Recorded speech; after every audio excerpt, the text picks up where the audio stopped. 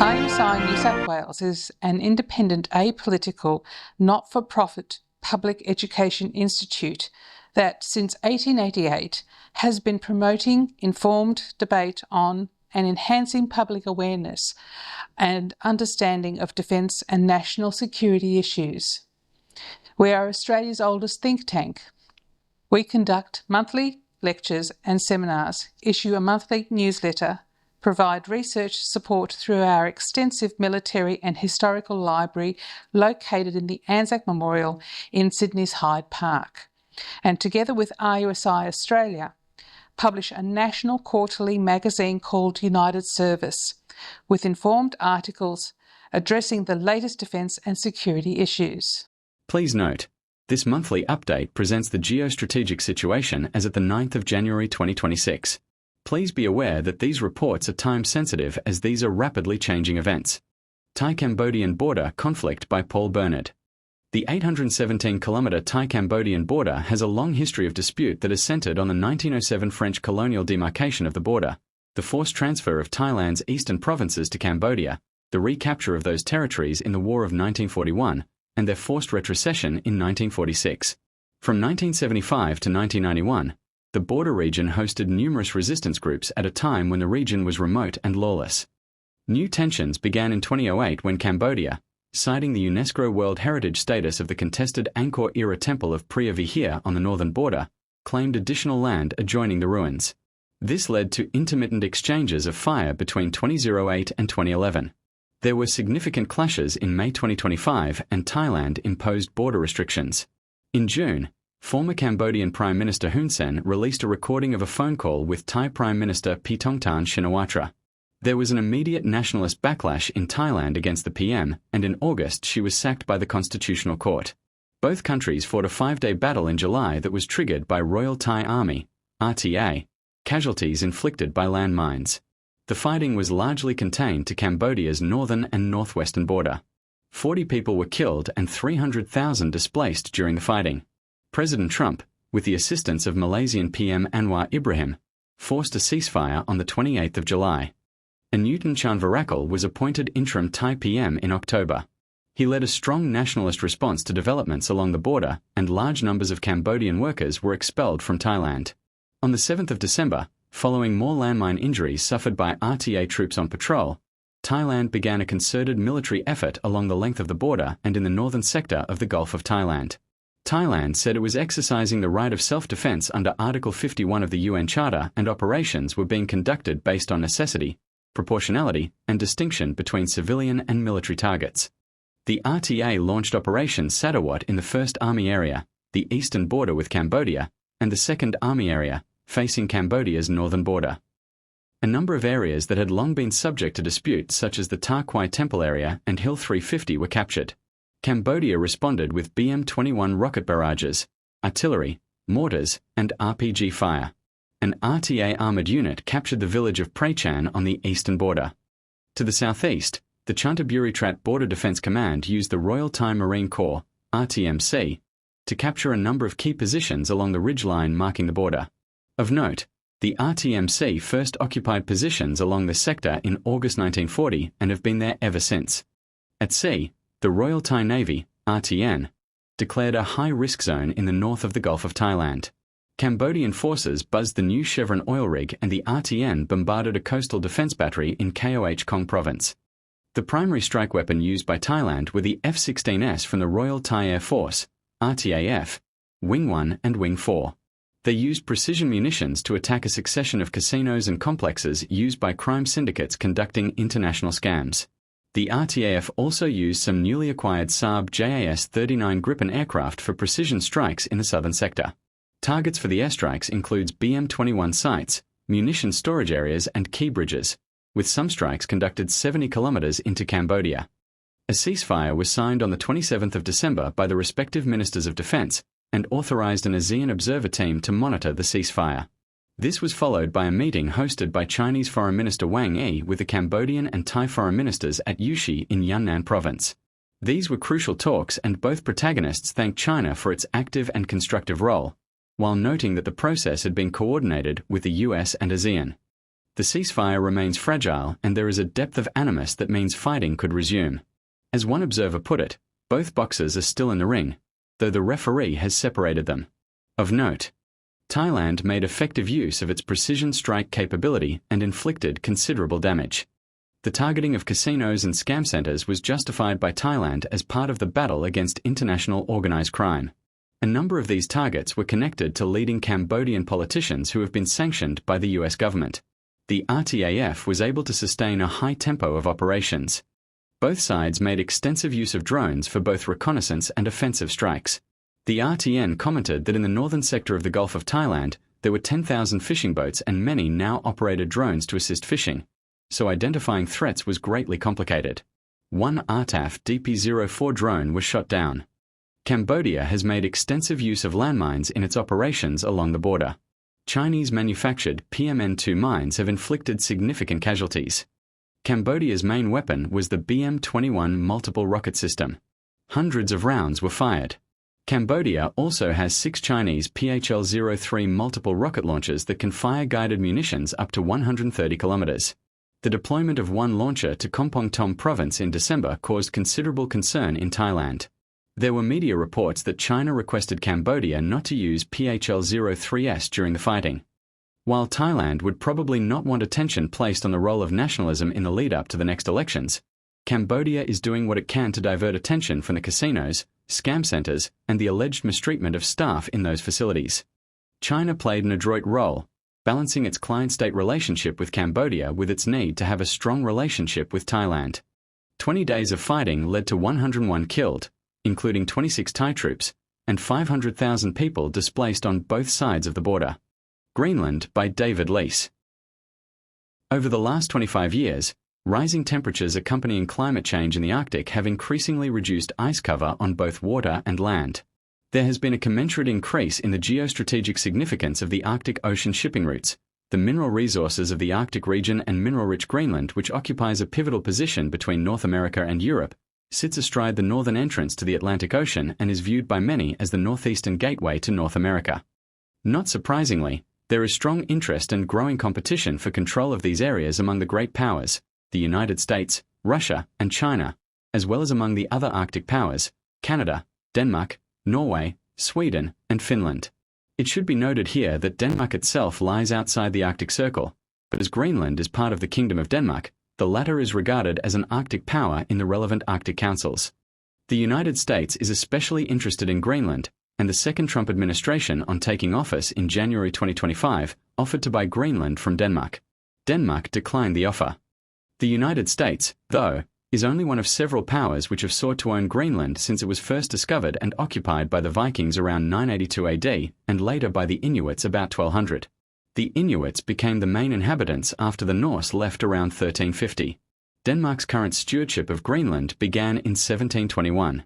The United States' interest in acquiring Greenland dates from the 1860s. As already noted, the Inuits arrived in Greenland from North America about 1200 AD, by which time the Vikings were well established. The Viking colonies prospered for some 500 years, raising cattle and trading in seal products with Europe, then vanished in the late 14th century for reasons unknown. The Inuit settlements, however, persisted. About 1261, the Greenland Vikings made a deal to come under the Norwegian crown in exchange for dedicated trade arrangements. By the time of the linking of the Norse and Danish crowns in 1537, however, Denmark-Norway's contact with Greenland had been lost. In 1721, the kingdom sent a reconnaissance mission to Greenland which led to the establishment of several new Danish-Norse colonies on the island which have persisted to this day. The Greenlandic population now numbers some 57,000 people of predominantly Inuit ethnicity and has expressed a strong desire for independence from Denmark. Over the last century, Denmark has granted Greenland an increasing degree of self-government, but Greenland remains financially dependent on Denmark. Only development of its natural resources, especially its mineral deposits, oil, and gas, has the potential to make Greenland economically self-sustainable and hence capable of moving to full independence. These resources, however, have largely remained locked under the Greenland ice sheet, but climate change is slowly improving the ease of access to them. Indeed, as already noted, the effects of climate change on the Arctic environment, by making the Arctic waters more navigable, especially in summer, and by making both aquatic and terrestrial mineral resources more readily accessible, are changing the geostrategic calculus and geopolitical interest in Greenland. Russia and the United States, both Arctic powers, but also China, a non-Arctic power, are in competition to establish suzerainty. As noted above, the strategic importance of Greenland derives from its geographic position astride the northern entrance to the Atlantic Ocean and from its rich deposits of oil, natural gas, and mineral resources, rare earths and other critical minerals required by modern industry, including in defense and communications applications. The US views Greenland as the northeastern gateway to North America, and the Trump administration is extending the 1823 Monroe Doctrine to embrace it. Trump now refers to it as the Donroe Doctrine. The Monroe Doctrine declared the Americas, Western Hemisphere, to be the US sphere of interest and warned European colonial interests to keep out. The United States first sought, unsuccessfully, to purchase Greenland from Denmark in 1868. Greenland, however, proved to be vital to the US during World War II when Denmark was occupied by Nazi Germany. The US established air and naval bases on the island forestalling Nazi occupation, although a small remote Nazi base did exist for a time. Post-war, the US again sought unsuccessfully to purchase Greenland, but it maintained its bases in Greenland, of which Patuxent Space Base, formerly Thule Air Base, on the northwest coast is the sole one still in operation. President Trump, from the start of his second term as President of the US in January 2025, has put great pressure on Denmark to sell Greenland to the US and has hinted that if he does not get Greenland through diplomacy, then he may take it by force, this despite Denmark being an ally of the US and a fellow member of NATO. Denmark, in response, again has said unequivocally that Greenland is not for sale. Following his abduction of the President of Venezuela on the 3rd of January 2026, on the 4th of January President Trump said, "We do need Greenland, absolutely. We need it for defense, it's so strategic." He described Greenland as being surrounded by Russian and Chinese ships. Denmark is not going to be able to do it. He told reporters that he would return to this issue in about 20 days. The Prime Ministers of Greenland and Denmark immediately pushed back. Danish Prime Minister Mette Frederiksen said, "I have to say this to the United States. It makes absolutely no sense to talk about the need for the United States to take over Greenland." She pointed out that Denmark was a US military ally and that the US had extensive access to Greenland. The US has no right to annex any of the 3 countries in the Danish kingdom. I would therefore strongly urge the United States to stop the threats against a historically close ally and against another country and another people, who have very clearly said that they are not for sale. The Prime Minister of Greenland, Jens Frederik Nielsen, said in a statement also on the 4th of January, when the President of the United States says that we need Greenland and links us to Venezuela and military intervention, it's not just wrong, it's disrespectful. On the 5th of January, White House Deputy Chief of Staff Stephen Miller refused to rule out military action to take over the island. You can talk all you want about international niceties and everything else, but we live in a world, in the real world, that is governed by strength, that is governed by force, that is governed by power. On the 6th of January, the leaders of France, Britain, Germany, Italy, Poland, Spain, and Denmark issued a joint statement stating that Greenland belongs to its people. It is for Denmark and Greenland, and them only, to decide on matters concerning Denmark and Greenland. The leaders said security in the Arctic must be achieved collectively with NATO allies, including the United States. NATO has made clear that the Arctic region is a priority and European allies are stepping up, the statement said. Polish Prime Minister Donald Tusk followed that statement up saying, "No member should attack or threaten another member of the North Atlantic Treaty Organization. Otherwise, NATO would lose its meaning if conflict or mutual conflicts occurred within the alliance." Where to from here? Dr. Elizabeth Buchanan, an expert on polar geopolitics and Russian Arctic strategy, in her recent book, So You Want to Own Greenland? C. Hurst and Company, Publishers, Limited, 2025, has examined 4 scenarios: a conscious decoupling of Greenland and Denmark, independence, interrupted, namely Denmark granting Greenland hyperautonomy but not independence, Greenland, the 51st state of the US, and continuation of the status quo. She concludes that the last scenario is the most likely. I also note in breaking news that Marco Rubio will go to Denmark next week to discuss buying Greenland from Denmark. Taiwan by David Leece. On the 17th of December 2025, the United States approved $11.1 billion $16.68 billion Australian dollars in arms sales to Taiwan, the largest ever US weapons package for the island, which is under increasing military pressure from China. This is the second arms sale package approved by US President Donald Trump's current administration. It comes as Beijing ramps up its military and diplomatic pressure against Taiwan, whose government rejects Beijing's sovereignty claims. The proposed arms sale covers 8 items including high-mobility artillery rocket systems, HIMARS, howitzers, Javelin anti-tank missiles, Altius loitering munition drones, and parts for other equipment. The Pentagon said arms sales would support Taiwan's continuing efforts to modernize its armed forces and to maintain a credible defensive capability. Pushed by the United States, Taiwan has been working to transform its armed forces to be able to wage asymmetric warfare using mobile, smaller, and often cheaper weapons which still pack a targeted punch, like drones. China was not amused. In response, on 29 to 30 December 2025, it conducted a large-scale military exercise, codenamed Justice Mission 2025, that rehearsed and practiced major aspects of a blockade around Taiwan. According to the Institute for the Study of War, Justice Mission 2025 rehearsed operational elements of a campaign to isolate Taiwan while using the rehearsal to enhance the Chinese political and psychological pressure on Taiwan and its allies. The exercise emphasized the use of naval and coast guard assets to enforce a blockade around Taiwan and rehearsed counterintervention operations. The exercise did not involve PLA Navy aircraft carriers, suggesting that it was intended to practice only part of a larger blockade operation. The exercise included rehearsals of amphibious and air assault operations off Taiwan's east coast, as well as long-range rocket fire. Chinese propaganda emphasized the blockade aspects of the exercise, but it may also have been intended to practice combining blockade interdiction missions with operations that would support a decapitation strike or invasion of Taiwan. The PRC used the exercise as a coercive signal intended to weaken Taiwanese morale and deter Taiwanese leaders from policies that support Taiwanese sovereignty and self-defense. Venezuela. The US removes Maduro by Burnard. On the 3rd of January 2026, President Trump launched Operation Absolute Resolve to remove Venezuelan President Nicolas Maduro with what was a complex, high-risk, but ultimately successful operation to arrest and extradite Maduro. The legal justification for the attack was a U.S. Department of Justice indictment in the Southern District of New York on charges of narco-terrorism conspiracy, cocaine importation conspiracy, possession of machine guns and explosives, and conspiracy to acquire those weapons. The indictment covered Maduro, his wife Cilia Flores, his son, and several senior government figures. The Venezuelan Defense Minister, Vladimir Padrino, and Minister of the Interior Diosdado Cabello were already under U.S. indictment.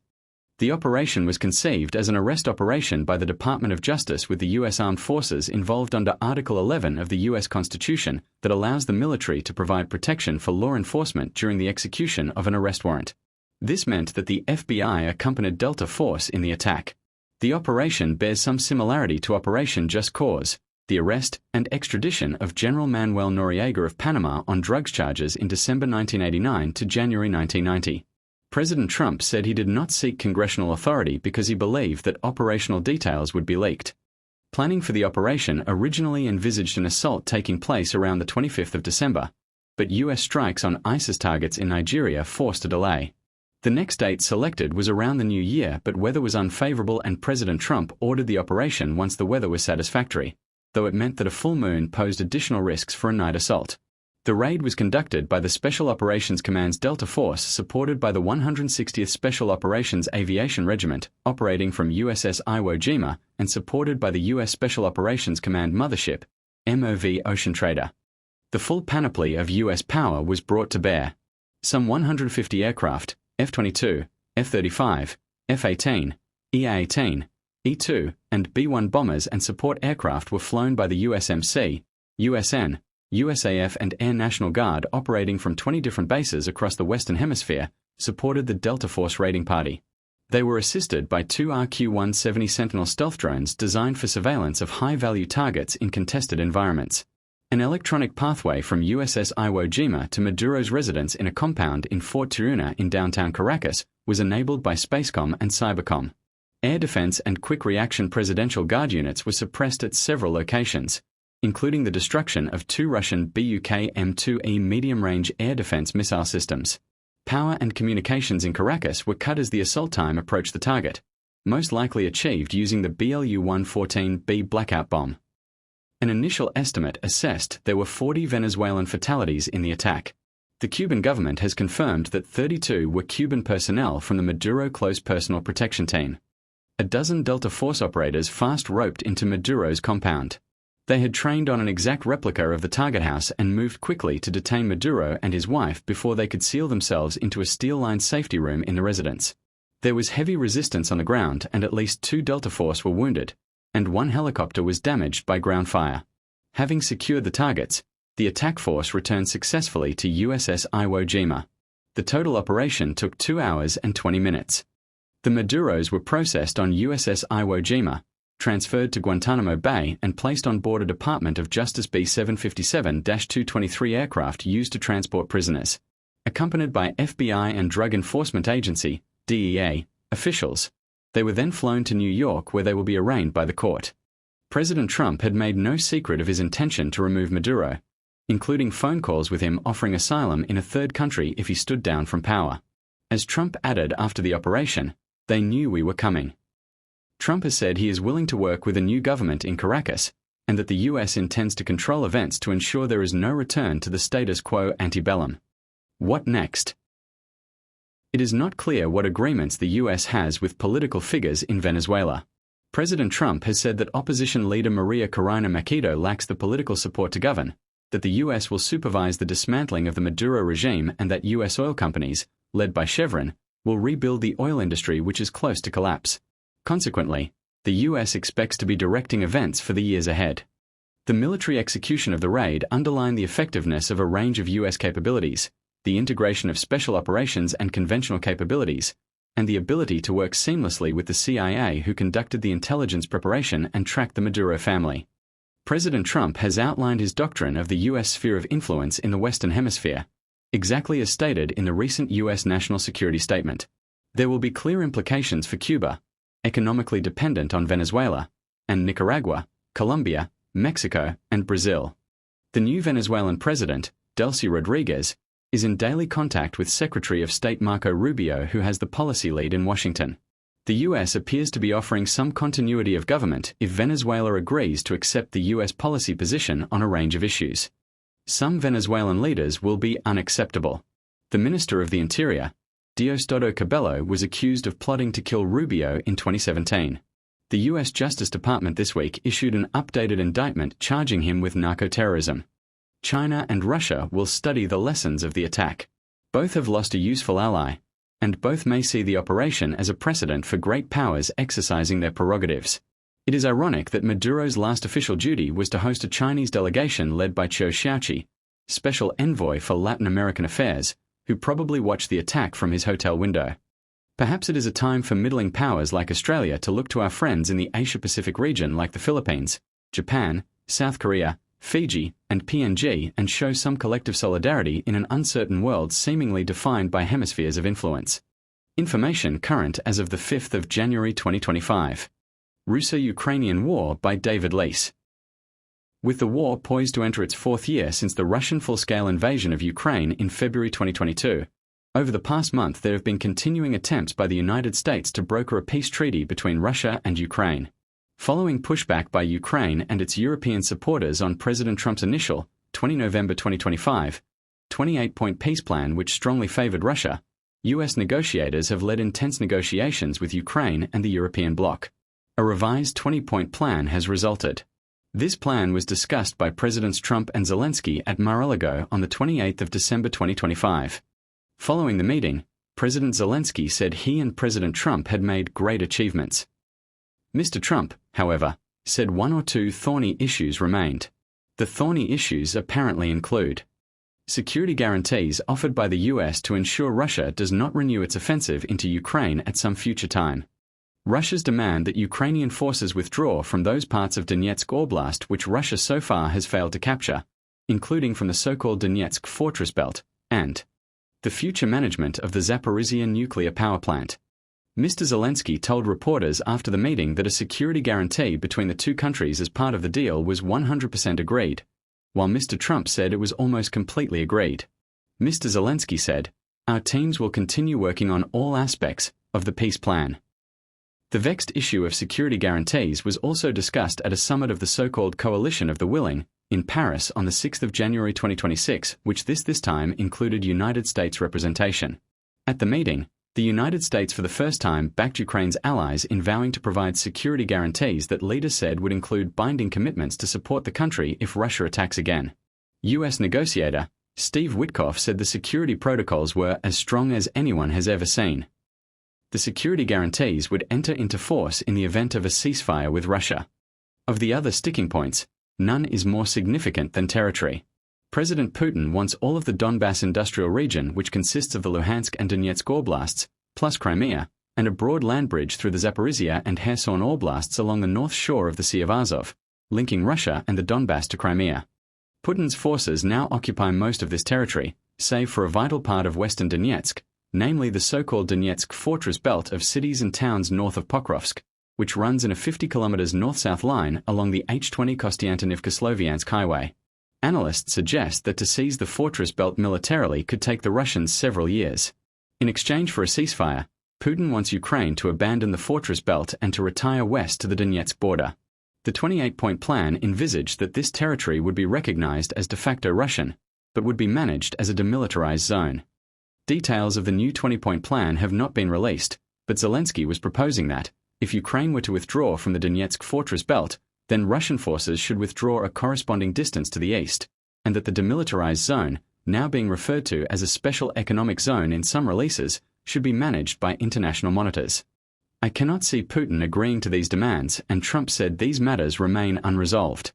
President Zelensky says that, for constitutional reasons, he cannot agree to the territorial concessions being demanded without a referendum, and that a 60-day ceasefire would be necessary to enable the referendum to be conducted. Russia's position is that a ceasefire would only prolong the war. Apparently, President Trump called President Putin immediately before and immediately after his meeting with Zelensky. While the talks were cordial, it is not known whether any progress was made.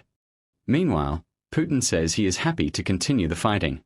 If he is not given the rest of Donetsk through negotiation, then he will take it by force. On the 17th and the 19th of December 2025, Putin rebuffed those who think there will be a short-term outcome from the ongoing peace process and said that he has retained his maximalist claims. The Institute for the Study of War reports those claims as stated by Putin in June 2024 to remain: Ukraine's complete withdrawal from all of Luhansk, Donetsk, Zaporizhia, and Kherson oblasts, and Ukraine's abandonment of its NATO membership aspirations. Putin stated that Russia's fundamental position calls for Ukraine's neutral status, demilitarization, the Russian demand for limits on the Ukrainian military such that Ukraine cannot defend itself, and denazification, the Russian demand for the replacement of the current Ukrainian government with a pro-Russian puppet government. It would seem then that prospects for peace remain remote. On the battlefield, the strategic stalemate still pertains as attritional warfare continues along the whole 1,200 kilometers front line.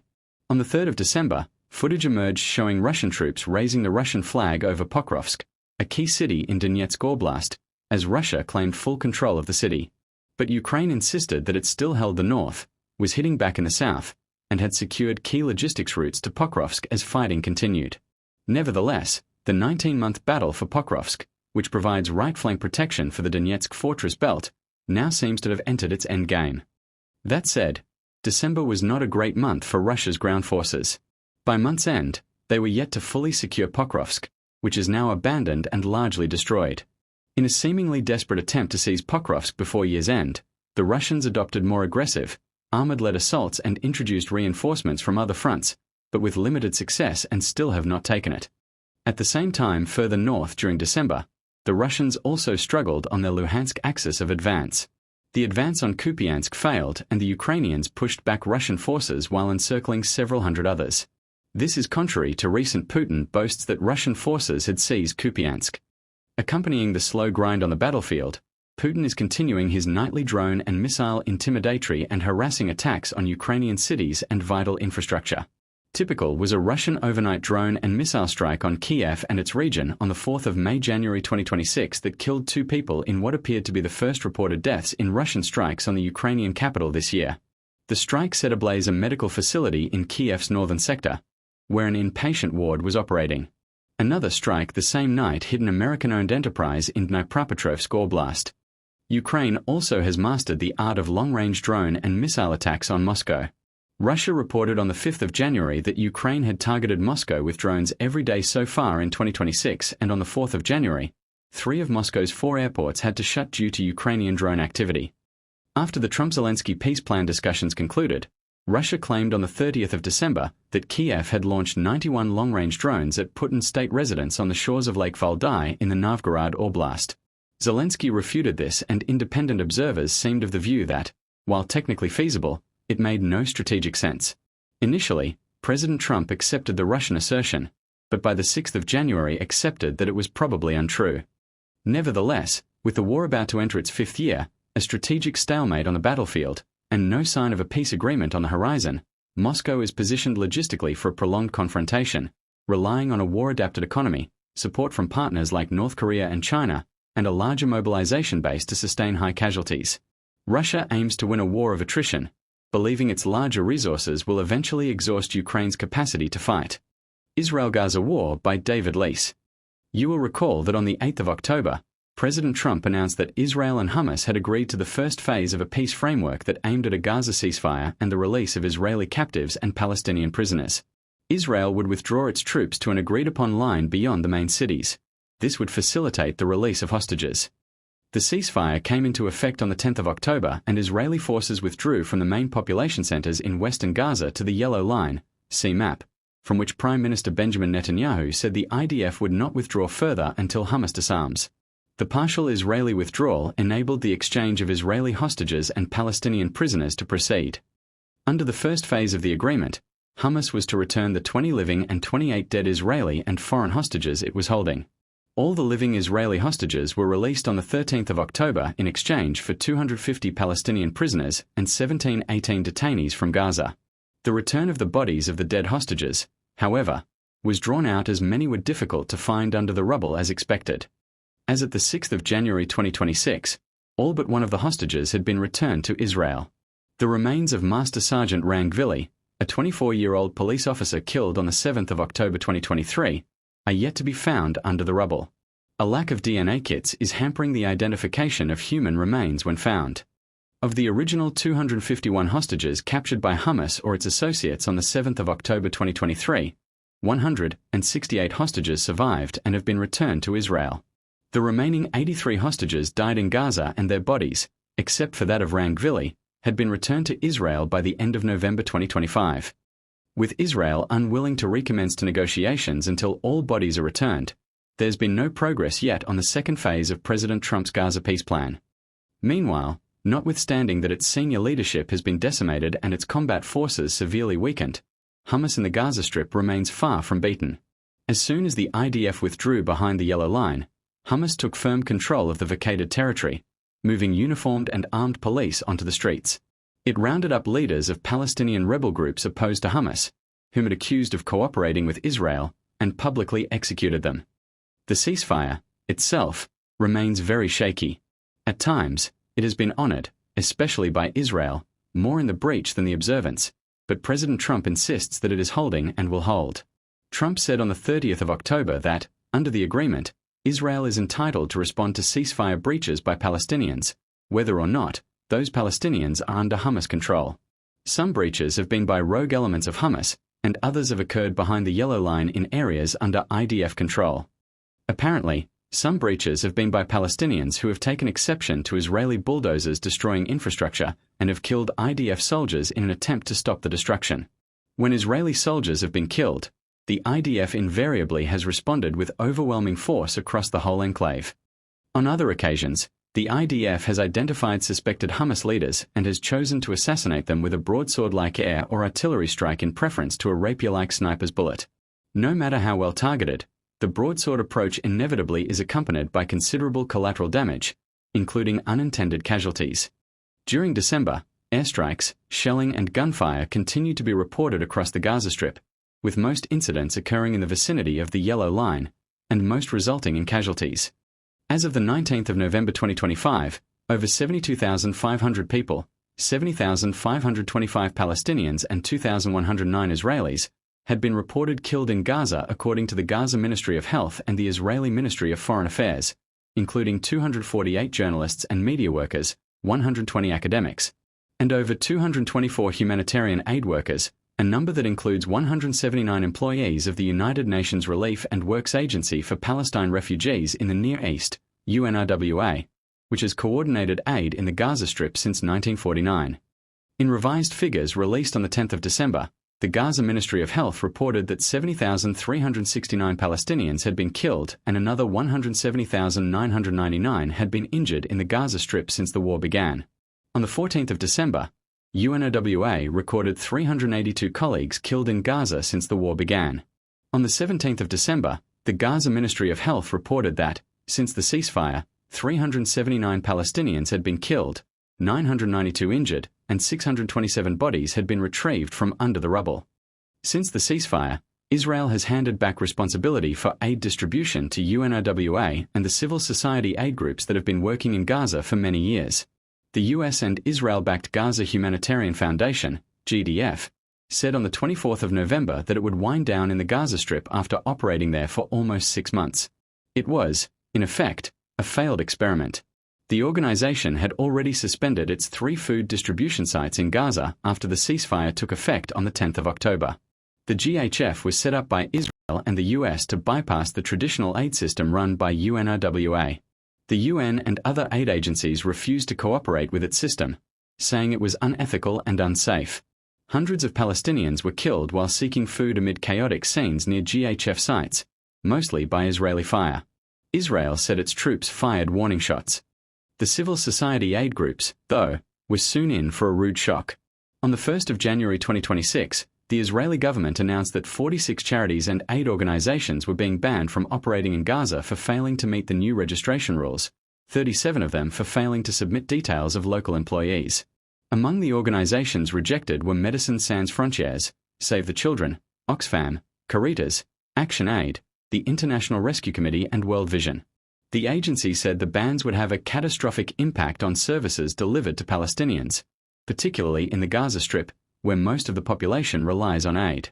Israel's Ministry of Diaspora Affairs and Combating Antisemitism introduced new requirements for international non-governmental organizations, INGOs, in March 2025, with a compliance deadline of the 1st of January 2026. The requirements included political and ideological elements, such as recognizing Israel is a Jewish and democratic state, and bans on any so-called delegitimization of Israel. The Israeli government also demanded the details of all INGO staff and their family members, something INGO said would be a breach of humanitarian principles and their duty of care, given that Israel has killed hundreds of humanitarian workers in Gaza over the past 2 years. Israel has denied the bans will affect conditions in Gaza, alleging the organizations are only responsible for 1% of the total aid entering Gaza at present. On the 7th of December, Israeli Prime Minister Benjamin Netanyahu said that Israel and Hamas were very shortly expected to move into the second phase of the ceasefire, once Hamas returned the remains of Ran Gvili, the last hostage held in Gaza. The return of Gvili's remains, and Israel's return of 15 bodies of Palestinians in exchange, would complete the first phase of Trump's 20-point ceasefire plan. Regrettably, as of the 6th of January, Gvili's remains were yet to be found and the second phase had not yet commenced. The delay in commencing the second phase negotiations inadvertently provides further time for Hamas to consolidate its position in Gaza and may make the negotiations tougher. The second phase includes the disarming of Hamas, the withdrawal of Israeli troops from Gaza, the deployment of an international force to secure Gaza, and the formation of a temporary Palestinian government to run day-to-day affairs under the supervision of an international board led by US President Donald Trump. A senior Hamas official told the Associated Press on the 7th of December that the group is ready to discuss freezing or storing or laying down its weapons as part of the ceasefire in a possible approach to one of the most difficult issues ahead. Notwithstanding this concession by Hamas, negotiating the next stage, including the disarmament of Hamas and its replacement in Gaza by an interim civil administration, are likely to be more challenging than the agreements so far reached. Many experts say President Trump will be critical in ensuring that Israel remains committed to implementing the full deal. A two-state solution, though, is still widely considered well out of reach for now. Yemen by David Deasey. Again, this month there have been no further strikes against shipping by the Houthis. However, the Israeli government has officially recognized the breakaway government of Somaliland, south of Yemen on the southern shore of the Gulf of Aden, as a legitimate entity. This has led the Houthis to declare that any Israeli presence in Somaliland would be a legitimate target. In a statement carried by local media outlets, Houthi leader Abdulmalik al-Houthi said the Israeli move crossed a red line for the group. On land, the official government of Yemen, based in Aden, has reached an agreement with the Houthis for a prisoner exchange. This will see up to 3,000 prisoners exchanged after talks were held in Muscat, Oman. This includes Saudi and Arab coalition personnel captured during the war. The Saudi ambassador to Yemen, Mohammed al-Jaber, said in a statement that the agreement was signed under the supervision of the Office of the UN Special Envoy for Yemen and the International Committee of the Red Cross, ICRC, which will enable all detainees to return to their families. The more significant action has occurred between the Arab coalition partners in the south. Last month we noted that the Southern Transitional Council, a separatist group in the south supported by the UAE, had made massive gains against the recognized central government in Aden. This seemed to give the advantage to the UAE over Saudi Arabia, who supported the official government. Saudi Arabia accused the UAE of pressuring Yemen's separatist Southern Transitional Council, STC, to push towards the kingdom's borders, and declared its national security a red line. That is, Saudi Arabia viewed the STC push as an attempt by the UAE to exert influence. It is Riyadh's strongest language yet in the falling out between the neighbors, who once cooperated in a coalition against Yemen's Iran-aligned Houthis. The tipping point came with the arrival of 2 UAE-controlled vessels, including the St. Kitts-registered but UAE-controlled Ro-Ro ship, the MV Greenland, with 80 vehicles and containers of weapons and ammunition at the rebel port of Mukalla. In the face of this, the Saudi Air Force struck at targets in the port during the night of 29-30 December 2025. Arab coalition spokesman Major General Turki al-Maliki, Saudi Arabia, showed images documenting the military operation carried out early on the morning of the 30th of December. He indicated that it had become clear that the 2 ships were carrying more than 80 vehicles and containers of weapons and ammunition.